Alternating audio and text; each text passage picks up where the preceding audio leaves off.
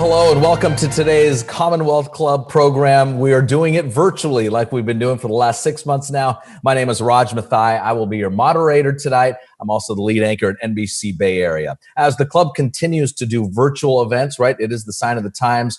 We are grateful for the continued support of our members and our donors. We hope that you will also consider making a donation online, or you can simply text us. Text the word donate to 415-329-4231.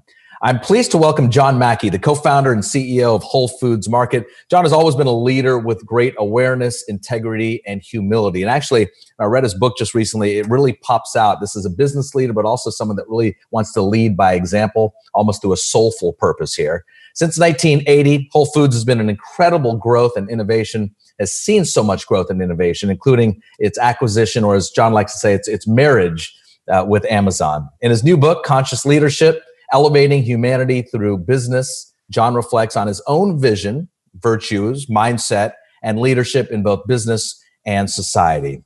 We'll be discussing a lot in the next hour, and we invite you to be part of this discussion. We want to hear your questions and your comments. We'll send it directly to John so we can talk about it as a community forum like we do at the Commonwealth Club. So without further ado, by the way, you can do it right there in that chat function on the right of your screen. So without further ado, let's try to bring in John Mackey, the CEO of Whole Foods Market. John, nice to see you today.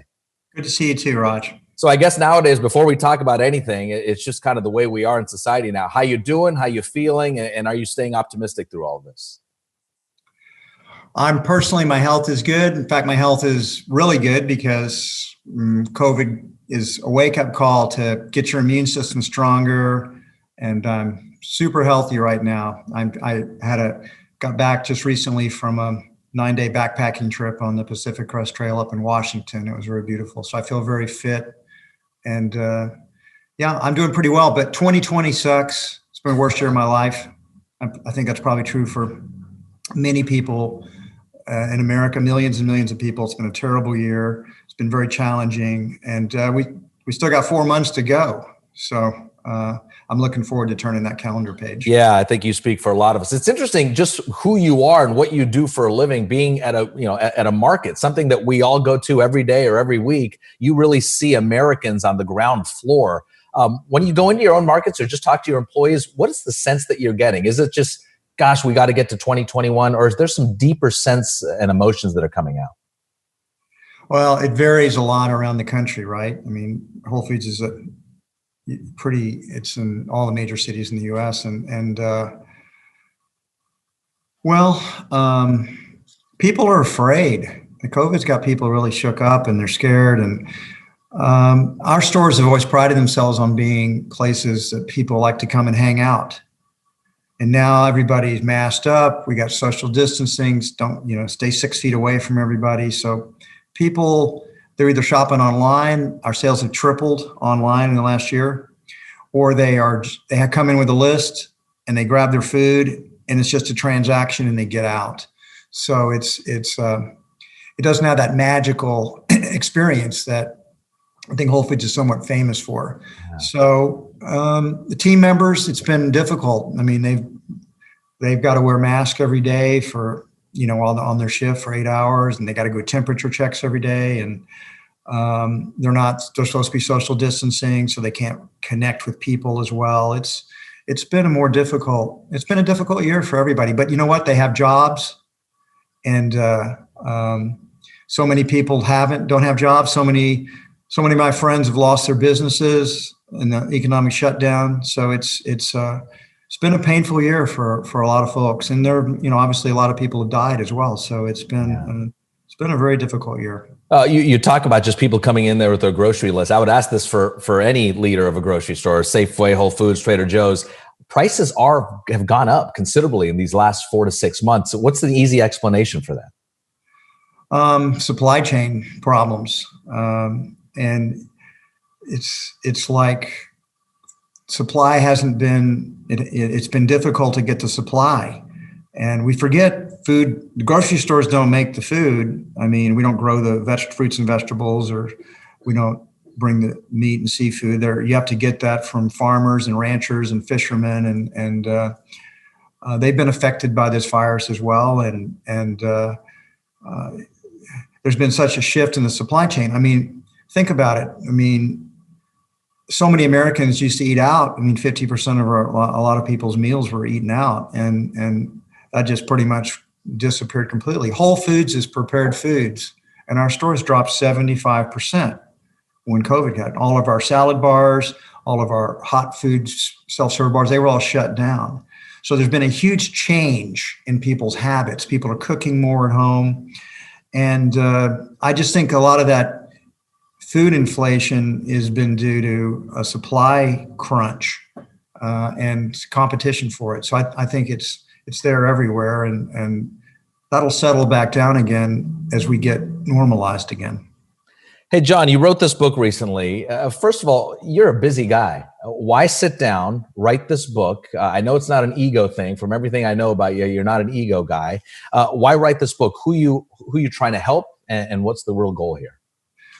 Well, one way to view this book is, I'll give you a couple perspectives on it. One is that it's a sequel to Conscious Capitalism, which published 7 years ago, back in 2013. And that's kind of helped start a movement. We have a nonprofit, consciouscapitalism.org, and it's a lot of people are thinking of themselves as conscious capitalists. But the business people, they want to know how to be more effective as a conscious leader. It's one thing to have a theory about being a conscious capitalist, but how do you live it? How do you do it in your own business? And we have 2 chapters in Conscious Capitalism on conscious leadership. And I get asked the most questions about that. And so it became more and more obvious to me that people wanted a lot more about conscious leadership. And, I've been doing this business for 42 years. So, and I've had my own journey, right? My own personal journey of becoming more conscious, growing, learning, making a lot of mistakes and learning from them. So this was kind of a download of what I've learned to share with people. It's partly what you leave behind. It's partly just helping the world try to be a better place, a more conscious place. CEOs don't really last for 40 years. What did you do, and what are you doing? I started my own business. That's one way you can last. Even ones that start their own business, as you know. In fact, we'll get into some of the points where you had some dark days at Whole Foods where you thought you might be blown out. What did you do? Well, one way to think about it, and I do think about it this way, an entrepreneur creates a business is kind of like creating children. Whole Foods is like a child, and I don't have any biological children. So Whole Foods is my child. That's how I think about it. And it's, part of it's just taking care of it and helping it grow and reach its highest potential. If you told me back when we started up, when I was 24, when I started the business, if you'd told me, 42 years later, still going to be doing this, I probably would have run away and said, the hell I am. No way. I'm getting out right now because I got lots of other things to do. But the years have gone by rapidly. So, and I've had so much fun. I will tell you, building a business is very hard, but it's a lot of fun too. It's very rewarding.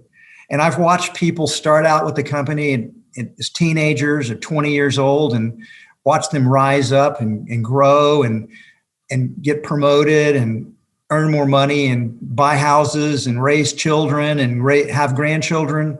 That's been so satisfying. So it's been a great adventure for me. I'm not making any predictions, but it's going to come to an end sometime in the next few years. I'm just getting too old to do it. You talked about one thing that stood out. A few things stood out of the book for me. January 2001. Take us through this transformative day as you arrived in Florida for a board of directors meeting, I believe. Correct me if I'm wrong.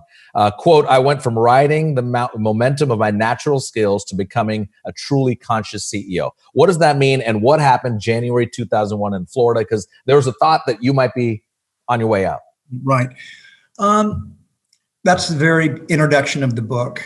And there was a coup. There's no other way to put it. I had one of my senior leaders who'd worked I'd worked with him for 16 years and thought he was a friend. And he worked with a couple of the board members.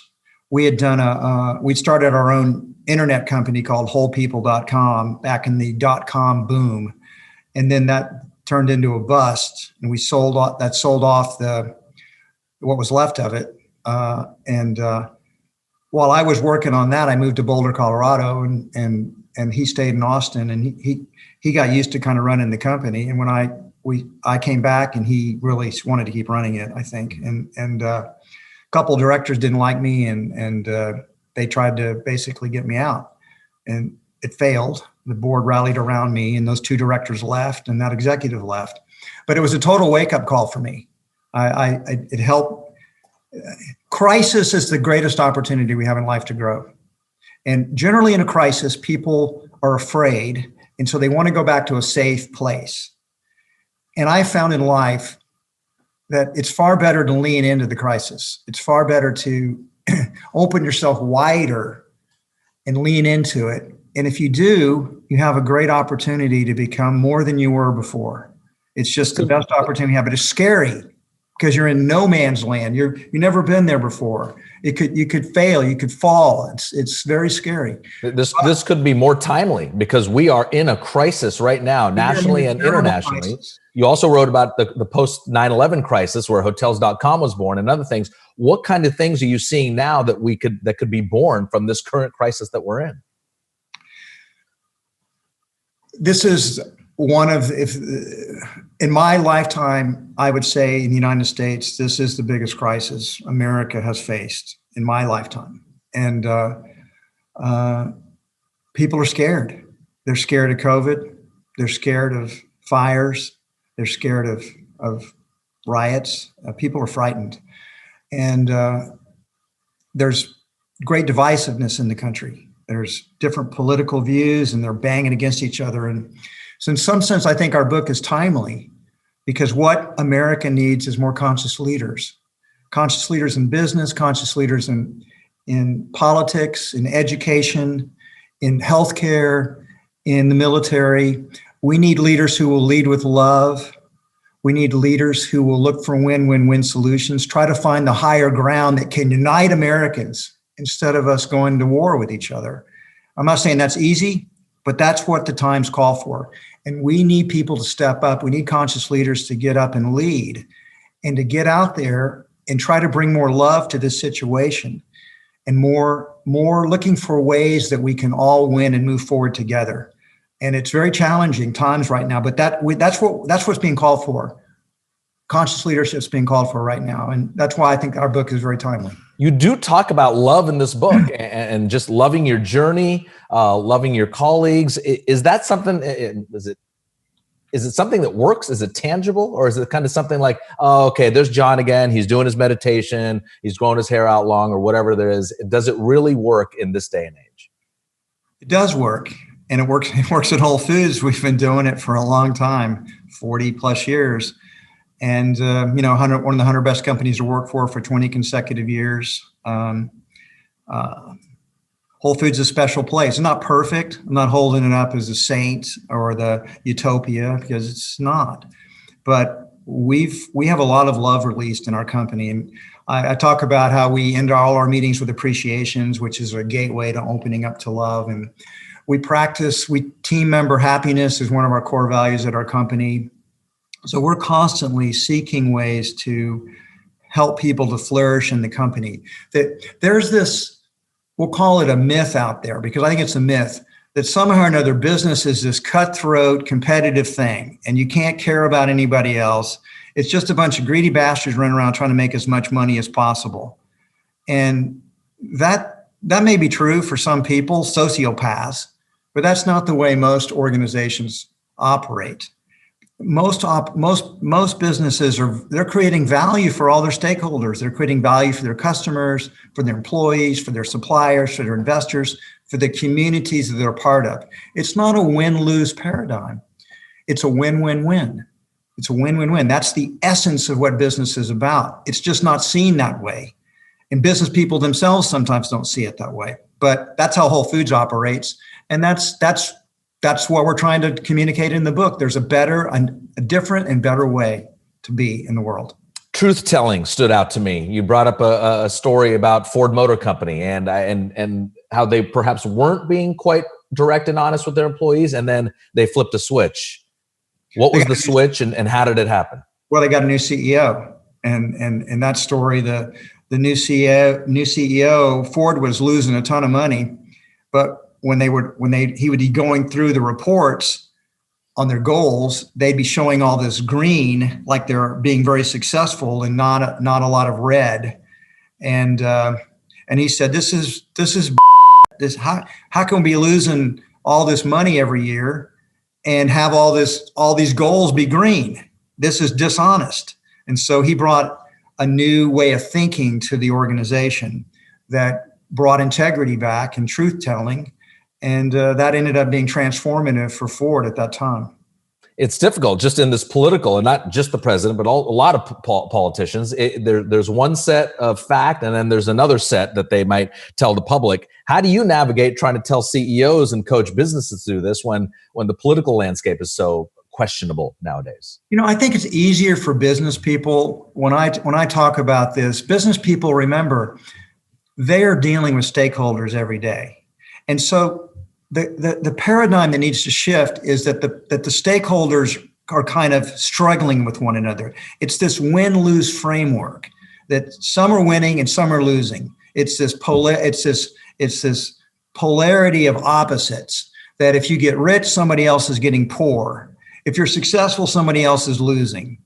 And that's not the way business generally operates. Business is operating most of the time where you have multiple winners. So customers are winning. They're trading with the business voluntarily for their own gain. And businesses are incented to give customers better pricing, good service, high quality, or they'll go shop at a competitor. So businesses create value for their customers. They can't create value for their customers if they're not creating value for their employees, because the employees are the ones that create value for the customers. And the employees aren't forced to work there. They do so voluntarily for their own gain. Investors invest because they're looking for returns, and business has to produce profits for the investors to want to continue to invest in the business. Suppliers trade with the business, and I can tell you stories about all the suppliers that have begun trading in Whole Foods Market and then became very successful because we were a gateway for them selling all over the United States.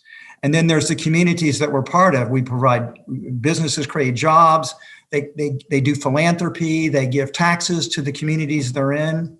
All of these constituencies are winning. It's not a win-lose game. It's not a game of trade-offs. It's a game where all of them are simultaneously winning. It's win-win-win. And so that's a different paradigm than the way people think about business. And if you talk about politics, it could be the same way. If we had political leadership that was seeking win-win-win all the time as their framework, that all of us are winning. All of us are winning. You're winning, I'm winning, we're all winning. If we create strategies for that, America will pull ahead. We'll get past where we are right now. As long as we're pitting in this war against each other, we're going to be flailing around. We have to think about it differently. We need new thinking. We need conscious leadership. You're going to announce you're running for office right now? You can do it for the Commonwealth Club. You can. This could be your platform, your big announcement. I'm going to stick to business. Pretty good at that. I think I'm be pretty big failure as a politician. Speaking of business, we're getting some great questions from the people logged on here. One of them is, how is Whole Foods adapting to changing consumer habits, especially now post-COVID? That's a great question. Are you changing what you have in the stores or how we're purchasing and how we're spending? What's the answer? Well, we certainly have changed during COVID. What we don't know is what it'll be like when we're post-COVID. I know that seems like a weird thought. We're going to someday be post-COVID, but we will be. I feel certain a year from now, we will be post-COVID, and probably much sooner than that. But so during COVID, our online sales have tripled. Our prepared foods, our salad bars, our hot bars, that dropped 75%. I mean, it just disappeared. All the offices that would come in to eat lunch, they just closed down. We don't have any lunchtime prepared foods traffic, or very little.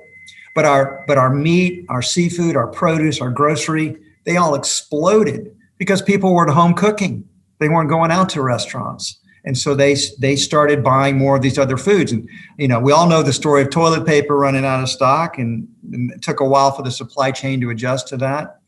But, and obviously hand sanitizers ran short there too, but now the market's adjusted for that as well. So it's definitely changed. And when we're post-COVID, people, they're going to come back to grocery stores in person more than, I mean, we'll still be buying online, but less than we're buying now probably. And people are going to go back to restaurants and bars when they feel safe, because we like going to restaurants and bars. We're social beings. We don't want a social distance the rest of our lives. We want to hug people, and we want to shake hands, and we want to be with our friends. And so once people feel safe from this virus, that's going to all return, because that's just who we are. Hey, John, obviously your track record speaks for itself with such a successful company, but I do like to hear those dark days, those dark moments that help shape you, and perhaps you made a misstep, and how did you recover from there? You talk about in the book in 2017, those dark days. I think it's JANA Partners, the New York hedge fund, activist investors, they tried to kind of take over, but instead it led to the merger with Amazon. What stands out to you from that chapter of your life, professionally and personally for that matter? Well, a lot. So I'll tell you the story. I'll tell the audience the story. So one way to think about this is the dark days that happened before then were back in 2008 and 2009, when we had that massive recession and the stock market collapsed. And our stock price dropped 90% from where it was. And as a result, Whole Foods Market was selling as a public company for what was 2 times our own cash flow. You could have bought the whole company and paid for it with our own cash in just 2 years. So this was a very scary time for us. And we took in some private equity funds to give us liquidity. And then the world started to begin to come back again. And as that happened, our sales went way up. We went into double-digit same-store sales. 10%, 12% comps, and that's a very high number. And what happened as a result of that, the biggest mistake that Whole Foods ever made, and is we should have been dropping our prices at that time, and we didn't do it. And we were so successful that we got so much more new competition, and they began to underprice us, copied a lot of our marketing, got a lot of our products in, and so competition really increased. I remember, what was the old joke? A whole paycheck, right? You go in there and you spend a lot of money. Exactly. And if we'd cut our prices back in 2009 and 10 and 11, if we were coming back, we may never have gotten into the JANA problem. But we didn't do that. So that's a big mistake. That's a life lesson for me. And also one of the things that we're correcting now with Amazon. Was there someone in the boardroom telling you, hey, John, we suggest we slash prices, and you said no? Or did you suggest, hey, maybe we cut prices, and someone pushed back and said no? How was that decision made? It was like, Raj, it was such a heady time, because remember, our stock price had dropped 90%. And now every quarter we were having really strong same-store sales, and the stock price kept going up and up. And so it's like, it doesn't seem to be broken. Let's just keep doing the same stuff. That was our great opportunity, because we could have lowered our prices then, and our stock price wouldn't have gone up so much. Our investors might have been slightly less happy, but that was the right long-term move. We just didn't see it. And we didn't see it because times were so good. We didn't anticipate it. We didn't see what might happen down the road. But what happened was our competitors began to undercut us in price, picked up more of our products, copied our marketing. And as a result, our same-store sales slowed down, our profit growth slowed down, and our stock price began to fall. And that brought in the shareholder activists, who then wanted to take over the board, change the management, and sell us off for the highest bidder. And that was a really difficult time. That was extremely difficult. Up until COVID, that was the most difficult time. You think you were going to be out altogether? I think JANA would have sold us off to anybody that would have paid the highest dollar. And we went through several different scenarios. One was maybe we'd take the company private. And then we knew what we needed to do was lower our prices. That was what Whole Foods needed to do. But you know what? That's not so easy to do when you're a public company. If you're selling something for $1 and now you want to sell it for 90 cents, well, in the short term, your sales are going to go down. And your same-store sales are going to go down, because you're not getting $1, you're getting 90 cents now. Now, over time, customers will find out you have lower prices, and you'll get it back. But that might take 6 months, 9 months, a year. And the market's so short-term focused on next quarter, it was very difficult for us to do that.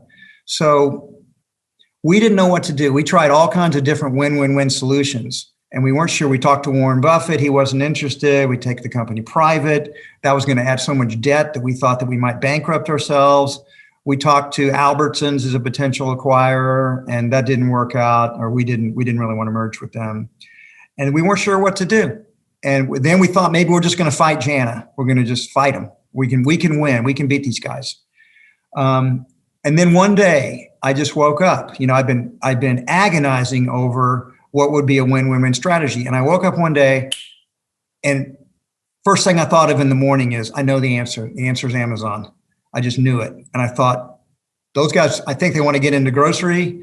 They're a great technology company. They're wonderful retailers. I wonder if they'd be interested. It turned out they were very interested. We contacted them. Just a few days later, I flew to Seattle with my team. We met with Jeff Bezos and his team, and it was kind of love at first sight. We talked about all the things we could do together, how Whole Foods could lower its prices, think long-term again. And just soon after that, 4 days after that first meeting, they sent a whole team down to Austin. We continued the dialogue, and 6 weeks after that first meeting, we signed a merger agreement. 6 weeks, the courtship, essentially. It was a whirlwind romance. What was that first meeting at Bezos' house? You were in his boathouse? What is a boathouse? So, Forgive me, I don't know. Well, you won't be surprised to hear Jeff's got a pretty big house. Yes, I do know that. And so the boathouse is on Lake Washington. It's just down from the main house. And so that's where we met, because that would be very private and, you know, wouldn't interrupt the family or anything like that. So we met there. We talked for about 3 hours. And, you know, the Whole Foods team was so impressed with the Amazon team. We thought, these guys are so smart. They think long term. They seem like they weren't the corporate suits that we thought we might be getting. These were just regular people that were really dedicated to building a great company. So, and speaking of that, you're also casual. Are you in jeans and a polo shirt, or what, is everyone suited up for this boathouse meeting? No, nobody was suited up. We were all in jeans and yeah, we were all casual. And it was a great conversation. You know, I always say that it's like when you fall in love, you have what I call the conversation that occurs, where you stay up all night. Yes. You realize, man, I'm really synced up with this person. This is fantastic. Well, that's what happened. It happened between us. And I know when the Whole Foods team, after the meeting, 3-hour meeting was over, we went into a restaurant to process what had just happened. And we were looking at each other. It's like, God, those guys are incredible. They're so smart.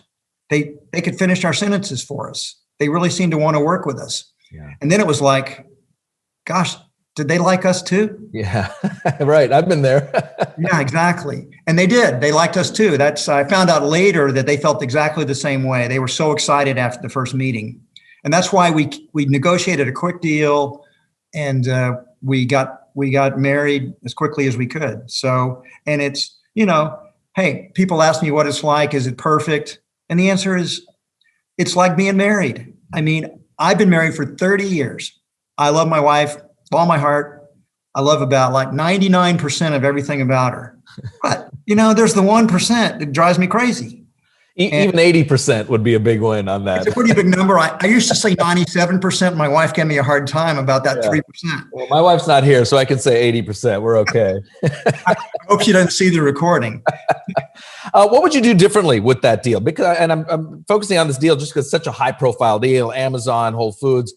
Going back to 2017, it's been a few years. Would you go back and say, I wish we would have did a few part of the deal parts differently? Is there something that stands out?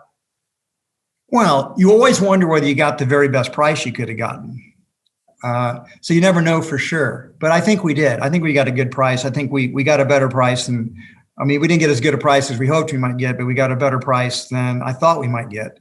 But no, if you're asking me, if you could do it all over again, John, if you could go back in the time machine 3 years ago, would you still do the deal? And the answer is absolutely. It's been a really good deal for our company. And as I talk in the book, it's been a win-win-win for all of our stakeholders. Our customers have gotten lower prices. Our team members, we increased our pay to $15 starting wage. 90,000 people got raises as a result of this deal. Our suppliers, a lot of media said that we were going to stop doing local suppliers. Quite the opposite. We've done even more local suppliers than ever before. And a lot of them now get on the Amazon network. So it's been great for our suppliers. The investors got a big premium over what the Whole Foods stock price was like. And our foundations and our philanthropy, our community commitments, Amazon's been very supportive of all that. So it was a win-win-win-win deal. If I could go back 11 years in the future, in my time machine, I'd go back and I'd change our pricing 11 years ago, and we may never have had Jan if that had happened, and Whole Foods would be independent today. Yeah, we got some great questions again. Let me get through some of these questions. Can you talk about a time when you leaned into your conscious leadership style to make a tough decision, where you said, all right, I have two ways to go here. Let me go the conscious way in terms of leadership. And what was that? Well, I just gave you one example, right? Amazon. That was a tough. Selling the company that you've created to somebody else there's no harder decision an entrepreneur ever makes than that.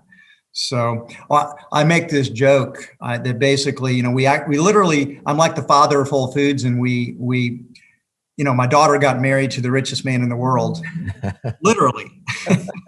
Yes, absolutely. What is? Oh, go ahead. I'm sorry. Well, there have been plenty of other examples where you had to make difficult decisions. You had to lean in. So back when I talked about the 2009 situation was an example, because we took private equity money in from Leonard Green Partners. That was a difficult decision, and we took it in in some ways to try to protect the company from a hostile takeover. I said we could be bought at 2 times our cash flow. We wanted to get liquidity and some money in friendly hands, but that wasn't an easy decision to make. That was a struggle, because we took them on our board of directors, and we weren't sure what we were going to get out of that, but it worked out good.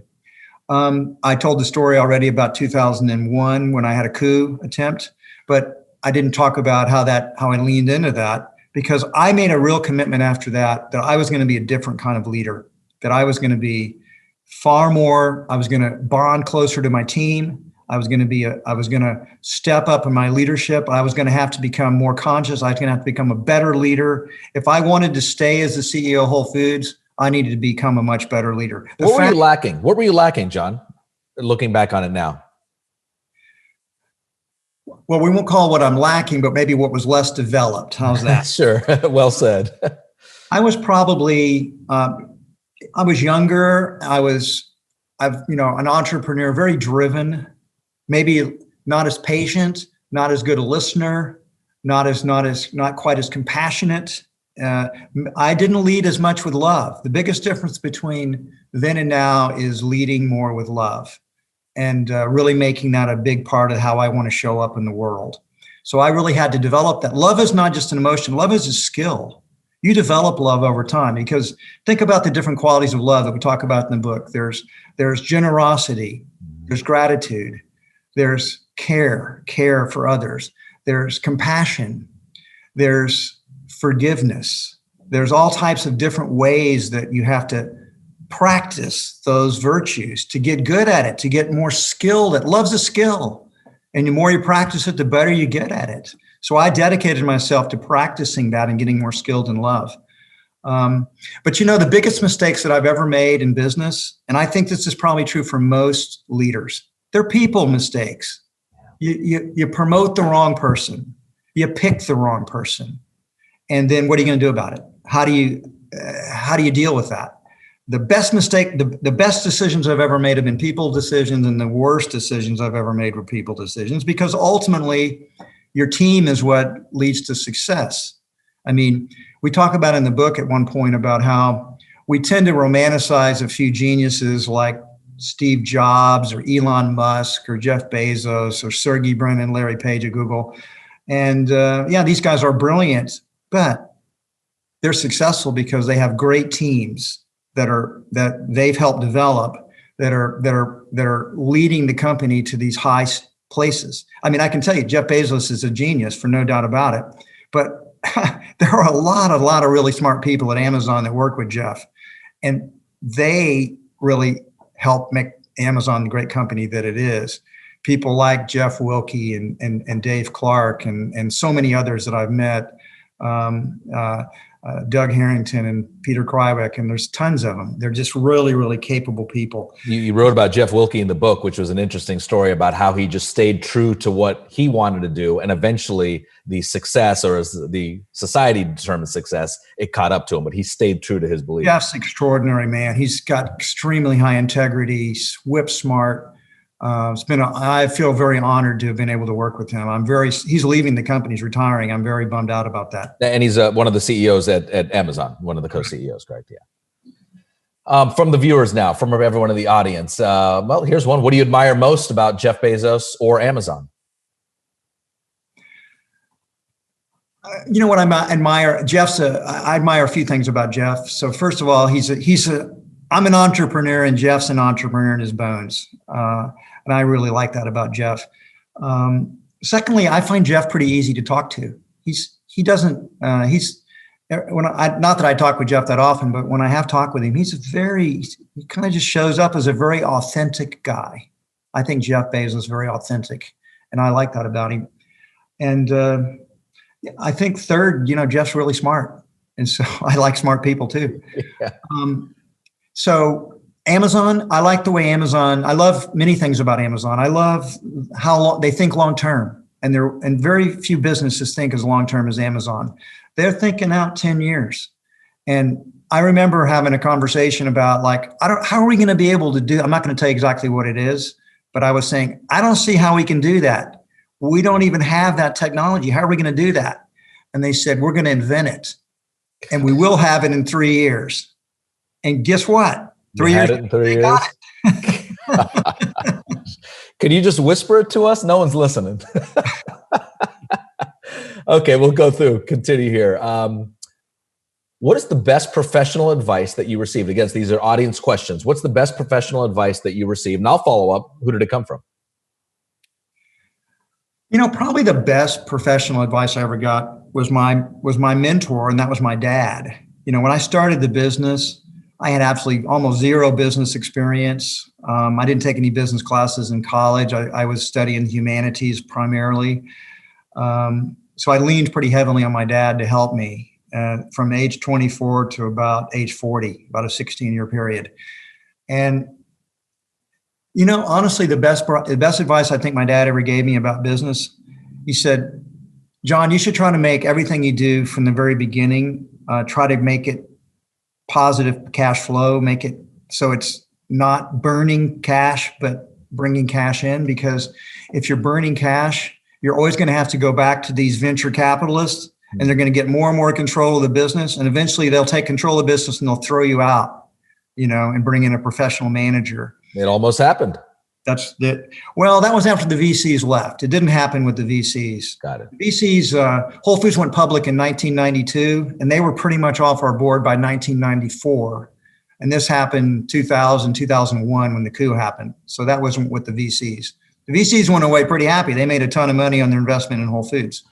But my dad was right to not burn cash. And so many entrepreneurs today, I see it.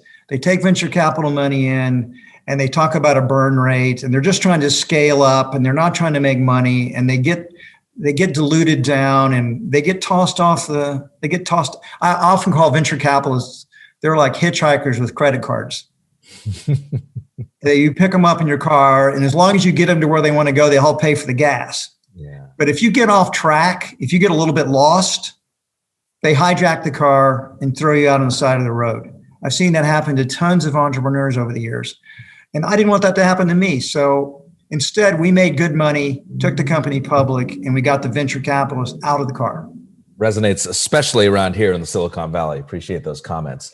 From the audience again, as a business leader, what concerns you the most about the post-COVID economy? Good question. What concerns me about I don't have a concern about the post-COVID economy. I have a concern about the COVID economy, which again, I mean, so many people have lost their jobs. It's hard times. So many people have lost their jobs, and so many of my friends have had lost their businesses. They just couldn't sustain the long-term lockdown that we did. So I think once we move past this virus, America is very resilient, and we will come back and we will rebuild. And I'm just eager for us to get to the rebuilding stage, because we're still kind of limping along. Schools aren't fully open, and people are really scared. So post-COVID, what concerns me? Well, we've taken a massive amount of debt on from the government, and that's going to result probably in higher taxes, higher interest rates, maybe inflation. So I'm worried about that. That concerns me. Yeah, sure. From the audience again, besides higher wages, what should companies do or offer to their employees to retain their employees? Money is I'm not going to say it's not important. Of course, it's important. But you know what most people want in business? Most people want a sense of purpose. They want to know that their work is making a difference, that they're actually contributing something to value in the world, making the world a better place. So it's important that businesses give people a sense of purpose and meaning. And secondly, people want to know that somebody cares about them. Nobody wants to work for a place that nobody cares about them. So the two biggest things we can do is help people sense of purpose in their work, and also that they have a sense of community, that they're cared about, that they're loved, that they matter as individuals. That's sometimes forgotten, and it's foolish, because people want love, and they want to be, and they want to matter, and they want to feel like they're making a contribution. If you do those things, money is a lot less important. What CEOs of companies do you admire right now? Maybe not these big global Amazons and Teslas, but maybe some smaller companies that you kind of keep your eye on, just to say, hey, I like what that woman or that man is doing leading that company. The challenge in that is there's a ton of companies I admire that nobody on this call's ever heard of, because they're private companies. They're part of the conscious capitalism movement. And I mean, they're amazing. I mean, one example is Kaiser Commercial Real Estate in Phoenix, where Jonathan Kaiser wrote a book. He's a friend of mine. He wrote a book called "You Don't Have to Be Ruthless to Win." And his whole real estate strategy is service. He's a servant leader. He isn't trying to, real estate is seen as this cutthroat business, and he's taken the exact opposite approach. So I really admire that. I admire what Rand Stagen is doing in Dallas. He has a business that's called Stagen Associates, and it's a leadership development business where they're helping leaders to learn and grow. And Whole Foods has sent, 20 leaders through his program, and it's been very transformative for them. So I deeply admire what he's doing. There's many, many others, but they're just smaller businesses, because these entrepreneurs, they're not public. They get the purpose, they get the stakeholder theory, they get the lead with love, and they're transforming their businesses. And it gives me great hope that the future entrepreneurs are going to be thinking differently and do things differently than maybe it's been done in the past. Are you done learning? You're not an old man. Are you done learning? Are you done building, innovating? What do you want to do? Hey, I love the fact you said I'm not an old man. Rod, you're a super cool dude, man. No, it's all about, I see life as an adventure. It's not very long. When we're young, we think it's long, but it's not young, and not long. As you get older, you discover that. But it's an adventure, and it's so short that we shouldn't play it safe. It's an adventure, and we need to learn and grow. We need to follow our heart. We need to follow our passions. I just think you shouldn't get to the end of the life and have a lot of regrets. Gosh, I wish I'd done this. I wish I'd tried that. I wish I hadn't been so timid. I believe in being bold and going for what you care about in life. Follow your passions, because that's what gives your life meaning and purpose. So if once you find your own purpose in life just gets so interesting and fun. And so find your purpose. You suggest to your readers, return to original sources of inspiration. That was interesting. Meaning go back and refer to old books that maybe you read when you were 20 or 15 or 40, mentors, heroes, poems. Yeah. Explain that. We oftentimes, you just said it, actually, Rod, you caught it. It's the things that have helped make us who we are the things that you've helped me revisit, even in this conversation tonight, some of the decisions that we made in the past that helped form our company, Whole Foods, but also helped form me as a human being. And to revisit that, that's why journaling can be important. Journaling is important not only because you're helping crystallize your thinking and your thoughts, but you're also creating a record of where your consciousness was at a certain time in your life.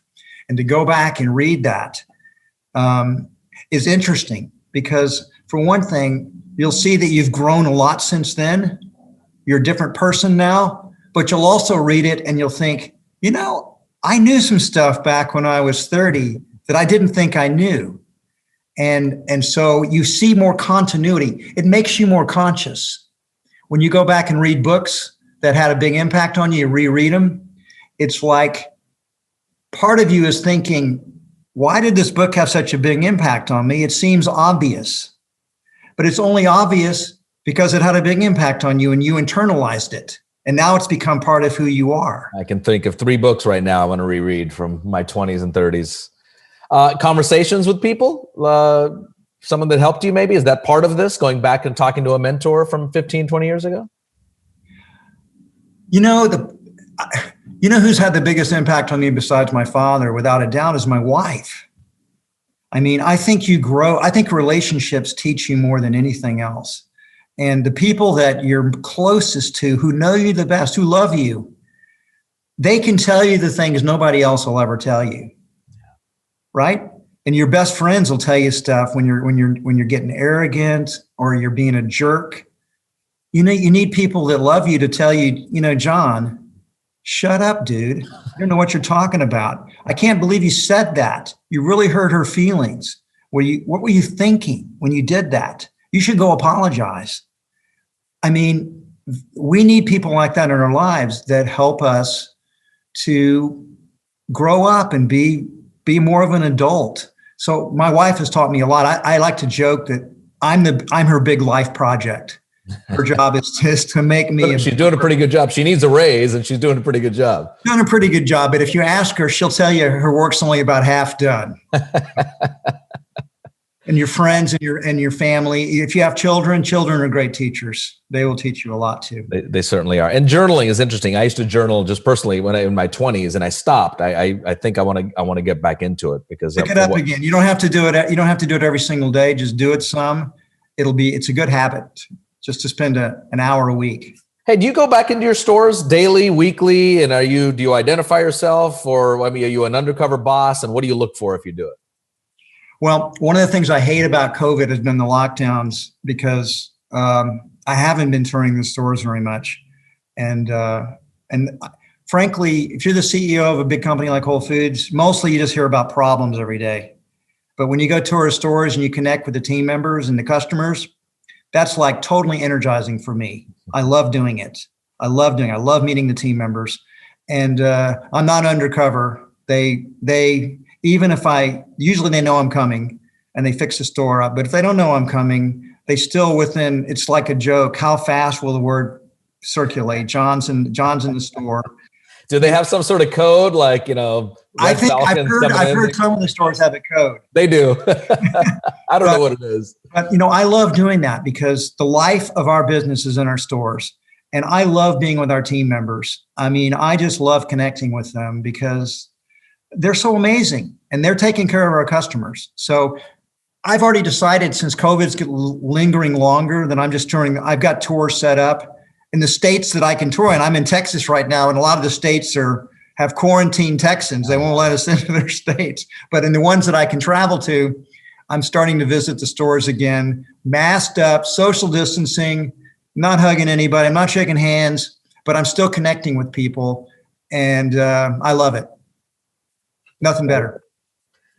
From someone in the audience, and I'm not sure if this is accurate or not, but we'll give it a shot. Your college roommate said you were a big reader, so much so that you missed a lot of class. What are the most influential books for you? Is that true? And what are the books? I wonder which college roommate that was. Oh, nice. No, I mean, I hated going to class because think about it. I could absorb information a lot faster reading than I could listening to some professor, talk for an hour. And I was like, it was too boring. So I just liked reading a lot more than going to lectures. But, the interesting thing about my college education, which is I made a huge decision when I was about 19 years old. I was on track to get a degree in philosophy at the University of Texas. But in every thing, you have to take required classes, right, to get your degree. And I was taking one of those required classes, and I hated it. I did not want to take this class. I hated the class. I hated the professor. I hated the books. I hated everything about it. But I thought, well, I got to take this class. I got to hunker down if I'm going to get my degree. But I had this argument that went on about a week. I don't want to read these books. I don't want to take this class. You have to. Yeah. Your parents, mom and dad, are going to be so mad at you if you don't get this degree. But then one night I stood up and I threw this book on the ground that I was trying to read and said, I'm not going to read this book. I'm not going to take this class. I dropped the class the next day. When I did that, my life totally changed. It changed because you never got the degree. I never got a degree. I have 120 hours of electives. I just took classes I was interested. I audited classes, but I have a great education. It was just completely self-directed. But once I made that decision, I mean, my parents were very angry. I didn't give me financial support after that. But this was a time when, believe it or not, you could go to the University of Texas and it was $100 a semester for tuition. Sure. And so it was no problem. I could work part-time but I did exactly what I wanted to do. But why that's important in this story is I took control of my life at that point. From that point onward, I just did what I wanted to do. And that led me to Whole Foods. I moved in this vegetarian co-op when I was 23 years old. I wasn't a vegetarian, but I moved in because I thought I'd meet cool people in a vegetarian co-op, and I did. Met my girlfriend. A year after that, we started up Saferway, our first store, and I'd found the meaning of my life. I became the food buyer for the co-op. I got all interested in natural and organic, became a vegetarian, and I found my purpose in my life. And I wouldn't have found that if I hadn't started taking control of my life and doing what I wanted to do rather than what everybody else wanted me to do, particularly my parents. 2 follow-up questions on that. Do you remember the book that you threw down? It was some philosophical tome. It was a philosophy book that was so boring, but I do not remember. I think it was Immanuel Kant's Critique of Pure Reason. Wow. Very hard book to read. I don't recommend it. Pure Reason. And has the University of Texas in Austin, I'm assuming they've reached out to you and said, come on back, speak to the school, and here's your honorary degree. We'll make you a PhD. Professor Mackey. I've gone back to UT and spoken a number of times in the business school, but they've yet to give me an honorary degree. I think I may need to make a larger donation to them. We could broker that. Hey, as we wrap this up, by the way, this is we appreciate just your candid comments through all this. I think all our audience does as well. Just in terms of your own health and wellness, I know you're getting into meditation a lot and self-reflection. What are some things that you would pass along to business CEOs or just anyone on this call? We have a health chapter on that book. It's chapter 8, Revitalize Yourself. And the first tip I'll pass on to you is get more sleep. People, we romanticize in the United States people that get by and work 70, 80 hours a week and only get 4 hours of sleep and drink, half a dozen triple espressos to keep, get going. We're just burning up. People are just burning themselves out. You need to get 7 to 9 hours of sleep, and it needs to be high quality sleep. So that's the first thing. Secondly, don't kid yourself. The diet you eat makes a huge difference. So you should be eating, I wrote a book called The Whole Foods Diet, so I recommend you read that book. You eat real natural whole foods, and it's mostly plants. You can eat some meat, but mostly plants, and it should be whole foods. And if you do that, you'll supercharge your immune system. If you eat a lot of fruits and vegetables, you get a super healthy immune system, and you pretty much begin to resist illnesses of all kinds. I just almost never get sick, and slows the aging process down too. And you got to exercise, right? Yeah. But then you also have to manage. If you're a CEO and you're building a business, stress is so heavy. If you don't know how to manage stress, it's just going to eat you alive. You're gonna get heart palpitations, and your blood pressure is going to go up. You're going to just destroy your body. So you have to learn how to manage stress, and meditation is a great way to do it. But there are other things: music, going for walks in nature, going for long runs, whatever you can do to manage stress. is important. I've been doing it for 42 years. I learned how to manage stress. And if you don't, you'll be on the side of the road someplace. It's hard now, John. You say everything that's accurate, and I agree and believe it. And I think most people do. However, in this pandemic, we just started the call by saying this is the toughest thing we're going to go through in our generation, in our lifetimes. Whether you're CEO or you're not, whether you're a team member at Whole Foods, whatever the spectrum is, people are under stress. They're underemployed, perhaps. Their kids are at home learning. There's internet issues at home. There's just a lot of stress 24/7 around here. Yeah. It's hard. Really hard. I'll make an observation. I've watched two things happen. They're opposite for people in COVID. One group of people, and I'll put myself in this group of people, it's like, okay, this is serious stuff going on. I got to make sure I get as healthy as possible. I don't want to get this stupid disease. And if I get it, I want my immune system to be able to resist it. So I just got super conscious about doing all the things I just said, eating a super healthy diet, getting my exercise every day, making sure that I was getting enough sleep, and doing more meditation, and just really, really taking care of myself. Because I thought my best way to fight this disease off is to be as healthy as I possibly can. It's like gearing up for a fight and getting as good a shape as I could get in. That's what we're in right now. Seriously. That's right. Exactly. But I saw other people go the opposite direction. It was so stressful and so unpleasant that they started eating more junk food. They started abusing themselves with alcohol and drugs and a lot of toxins. They didn't exercise. They were so anxious and fearful and scared that they didn't manage their stress well. So that made them much more vulnerable to the virus and hurt their immune system. So, suicides are up, domestic violence is up. Kids are not getting the same kind of education they were getting before. It's been incredibly stressful, and we've got to move past it. We've got to get back to normality. And maybe that's not going to happen for a lot of people till there's a vaccine, so people will feel safe again. I've already decided I'm out in the world again. I'm masking up, of course.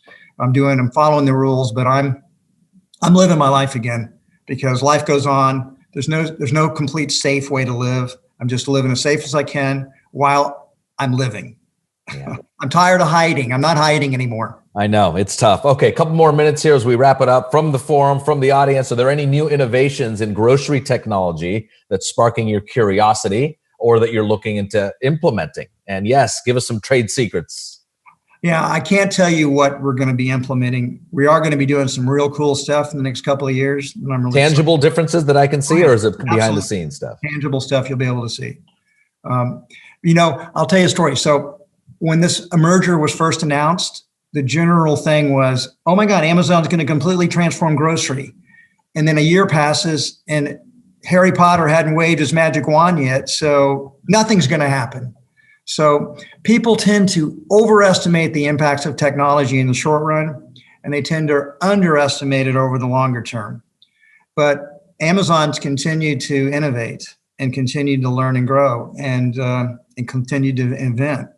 And there are transformative technologies that are coming to grocery. I just can't tell you what they are, but they'll be manifesting over the next 5 years or so. Well, like you said, I want to do this, and then they just invent it and they just make it. Correct? Amazon. Yeah. Well, I give you an example. I mean, not for grocery, but that technologies can transform our lives. Is self-driving cars. Yeah.